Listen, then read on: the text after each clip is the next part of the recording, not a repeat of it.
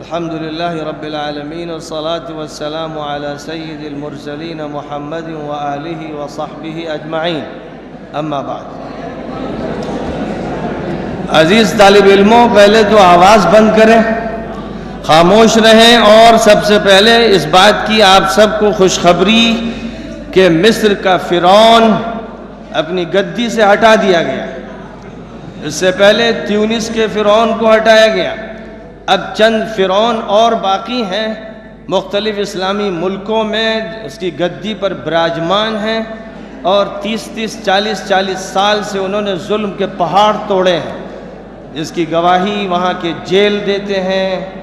وہاں کے police station دیتے ہیں، وہاں کے تھانے دیتے ہیں۔ ان کے ساتھ اسلام پسندوں کے ساتھ کہیے، اسلامی تحریکات کے افراد کے ساتھ کہیے کہ جو مظالم کیے گئے ہیں وہ تصور میں نہیں آ سکتے۔ اور پہلے ہی مرحلے سے ابھی الجزیرہ میں دیکھا میں نے، اور گوگل نیٹ پر بہت سی خبریں ہیں، مصر کے جیلوں سے آزاد ہونے والے بعض نوجوانوں نے جو تفصیلات وہاں کی تعذیب اور ایذا کی دی ہیں، ان کو پڑھیے تو رونگٹے کھڑے ہو جائیں۔ سب سے پہلے بالکل مادرزاد ننگا کر کے پوچھ گچھ کی جاتی ہے، اس کے بعد اذیتیں الفاظ سے دی جاتی ہیں، پھر ان کو تنہائی کے کمرے میں بند کر دیا جاتا ہے، کرنٹ دیے جاتے ہیں، اور پانی میں بٹھا کے کرنٹ دیے جاتے ہیں، براہ راست کرنٹ دیے جاتے ہیں، نرم اور نازک اور حساس حصوں کو نشانہ بنایا جاتا ہے، سگریٹ سے جلایا جاتا ہے، اور ڈنڈے مارے جاتے ہیں، سر پھوڑے جاتے ہیں۔ یعنی ایک جانور کے ساتھ بھی کبھی انسانوں نے وہ ظلم نہیں کیا ہوگا جو ظلم عرب حکومتوں میں اسلام کے نام پر یا مسلمانوں کے نام پر جو حکومتیں ہیں ان میں کیا جا رہا ہے، کیا جاتا رہا ہے۔ اور اسی کا یہ نتیجہ ہے کہ آپ نے مصر میں جو انقلابی لہر دیکھی، اس کی مثال 10 سالوں میں کہیں نہیں ملی تھی۔ تیونس میں یہ لہر اٹھی، بو عزیزی نام کے ایک نوجوان نے جو ٹھیلا چلاتا تھا، اس کو جب بہت ستایا گیا تو تنگ آ کر اس نے اپنے آگ لگا لی، اور یہ جو واقعہ ہوا تو اس نے ملک میں آگ لگا دی۔ ایک معمولی سا ٹھیلا چلانے والا انقلاب لا سکتا ہے، اس سے یہ بات معلوم ہوئی۔ اور پھر انقلاب کا جو طوفان اٹھا تو اس نے تیونس کے اس نظام کو اکھاڑ پھینکا جو فرانس کا ایجنٹ تھا، صہیونیت کا نمائندہ تھا، ابلیسیت کا پروردہ تھا۔ ابن علی، زین العابدین ابن علی، جس نے بے انتہا مظالم کیے تھے، اور النہضہ نام کی تحریک جو شیخ راشد الغنوشی کی ہے، خاص طور پر اس کے ممبران پر بہت ظلم توڑا گیا تھا۔ وہ خود بھی پناہ لیے ہوئے فرانس میں رہتے تھے، یورپ میں ان کو پناہ ملی تھی، تیونس آ نہیں سکتے تھے، اور ان کے علاوہ کتنے لوگوں کے ساتھ یہی معاملہ کیا گیا۔ تو تیونس کی سرزمین پر پہلے یہ ظلم ہوا۔ مصر میں جو کچھ 40 کی دہائی اور 50 کی دہائی میں مظالم ہوئے ہیں وہ آپ لوگوں کو معلوم ہے، کتابوں میں آپ نے ان کو پڑھ رکھا ہے۔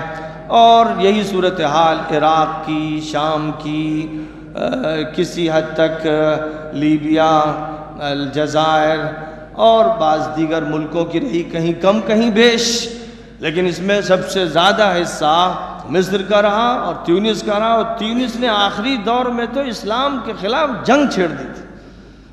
عورت سر پہ اسکارف نہیں رکھ سکتی تھی، نماز پڑھنے کے لیے باقاعدہ رجسٹر پر اندراج کرانا پڑتا تھا، نوجوان مسجدوں میں جا نہیں سکتا تھا۔ ایسے ظالم، ایسے سفاک، بے حیا اور بے دین قسم کے حکام مسلط ہوئے تھے کہ صہیونی اور یہودی حلقے میں بھی اتنے بے حیا لوگ شاید نہیں۔ اور اس کا اندازہ آپ لوگوں کو تفصیل سے نہیں ہوگا، اس لیے کہ عالم عربی کے پرچے اور وہاں کے جو وہ ہیں الیکٹرانک ویب سائٹس وغیرہ ہیں، ان کو دیکھنے اور مطالعات کا اتنا موقع نہیں ملتا ہے، اس لیے پورا اندازہ نہیں ہے، لیکن ہم لوگوں کو اس کا علم ہے کہ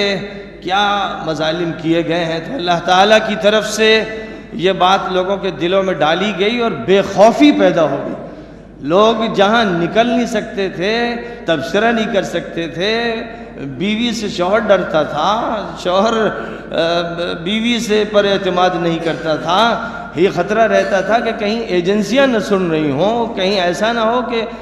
مخابرات نے کسی کو خرید رکھا ہو۔ ایسا ماحول دہشت کا بنا دیا گیا تھا کہ بیڈ روم میں دہشت کے سائے تھے۔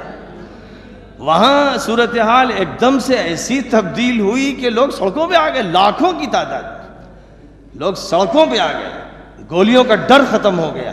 توپوں کے دہانوں کا ڈر ختم ہو گیا۔ اور یاد رکھیے کہ جب ڈر دلوں سے نکلتا ہے، ہمت و جرأت کے ساتھ اور اتحاد کے ساتھ لوگ آگے بڑھتے ہیں تو بڑی بڑی طاقتور حکومتوں کو اکھاڑ کے پھینک دیتے ہیں۔ یہ واقعہ ماضی میں ہوئے تھے اور تازہ واقعہ تیونس میں ہوا، پھر مصر میں الحمدللہ ہوا۔ حسنی مبارک جیسا خبیث اور ذلیل و بے شرم و بے حیا حاکم جمع ہوا تھا کہ میں گدی نہیں چھوڑوں گا، گدی چھوڑنے کے لیے تیار نہیں تھا یہ بے حیا، لیکن عوام کا جوش بڑھتا ہی جاتا تھا۔ لوگ سمجھتے تھے کہ 17 دن ہو گئے، 18 دن ہو گئے۔ جمعہ کا دن تھا جس میں اس کا خطاب ہوا، اور اس خطاب میں اس نے کہا کہ میں ستمبر تک رہوں گا، میں صدارت کے لیے الیکشن میں پھر نہیں کھڑا ہوں گا، لیکن ملک میرا ہے اور میں اس کی نگرانی کرتا ہوں، میں نے ذمہ داریاں تقسیم کی ہیں، میں آپ کے مطالبات پر غور کروں گا وغیرہ وغیرہ، لیکن گدی سے ہٹنے کے لیے تیار نہیں۔ تو اس موقع پر لاکھوں کی تعداد میں مزید لوگ سڑکوں پہ آ گئے اور میدان تحریر میں جمع ہو گئے، اور مصر کا کوئی شہر ایسا باقی نہیں رہا جہاں لوگ گھروں سے نکل کر میدانوں میں، چوراہوں پر، اسمبلیوں کے سامنے جمع نہ ہو گئے ہوں۔ ڈاکٹر یوسف القرضاوی کی قطر میں جمعے کی تقریر ہوئی، بڑی شعلہ بار اور نہایت ہی مؤثر اور طاقتور، ہمت افزا۔ ظاہر ہے کہ اس کے بھی اثرات لائیو ٹیلی کاسٹ ہوتی ہے الجزیرہ پر بھی اور ویب سائٹس میں، لاکھوں نوجوانوں نے اس کو بھی سنا، اور اسی طرح دنیا کے مختلف خطباء نے خطاب کر کے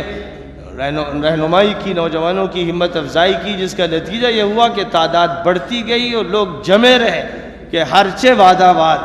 ہمیں ہٹنا نہیں، حسنی مبارک کو ہٹنا ہے۔ آخر 9:30 بجے رات میں وہ بے حیا علاقہ چھوڑ کر ہیلی کاپٹر پہ بھاگا، اور پہلے شرم الشیخ گیا، ہو سکتا ہے کسی نامعلوم جگہ پر پناہ لینے کے لیے مجبور ہوا ہو، اور اب تمام ایئرپورٹ پر ناکہ بندی کر دی گئی ہے، فوجی حکومت قائم ہو گئی ہے، ڈاکٹر احمد فاطمی صدر بنا دیے گئے ہیں، اور ایک شیخ طنطاوی، ایک میجر طنطاوی کہیے، وہ وزیر دفاع اس وقت بنائے گئے ہیں، ایک نئی کابینہ تیار کر دی گئی ہے، پارلیمنٹ توڑ دی گئی ہے، اور جو جتنے بھی چٹے بٹے تھے